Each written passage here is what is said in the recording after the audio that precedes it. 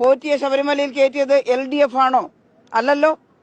സ്വർണം കട്ടയാളും സ്വർണം വാങ്ങിയ ആളും കോൺഗ്രസിന്റെ സമുന്നതരായ നേതാക്കൾക്കൊപ്പം നിൽക്കുന്ന പടം വന്നിട്ടും ചിത്രം വന്നിട്ടും നമ്പർ 10 ജൻപദിൽ സാധാരണക്കാർക്ക് പ്രവേശനമില്ലാത്ത ഒരിടത്ത് ഒരു അപ്പോയിന്റ്മെന്റ് കിട്ടണമെങ്കിൽ എത്രയോ മാസങ്ങളോ വർഷമോ കാത്തു നിൽക്കേണ്ടുന്ന ഒരിടത്ത് പോറ്റിയും സ്വർണം വാങ്ങിയ ആളും ഒരുമിച്ച് അവിടെ സന്ദർശിക്കാൻ അവസരം കിട്ടി എന്നതും ശ്രദ്ധിക്കേണ്ട വിഷയമല്ലേ?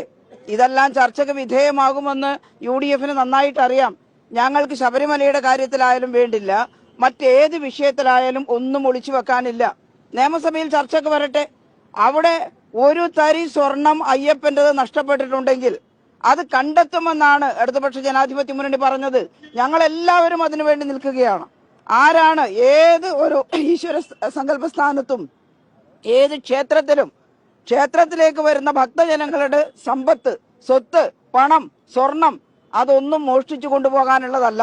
അത് സംരക്ഷിക്കുന്നതിനാണ് ഗവൺമെന്റ്.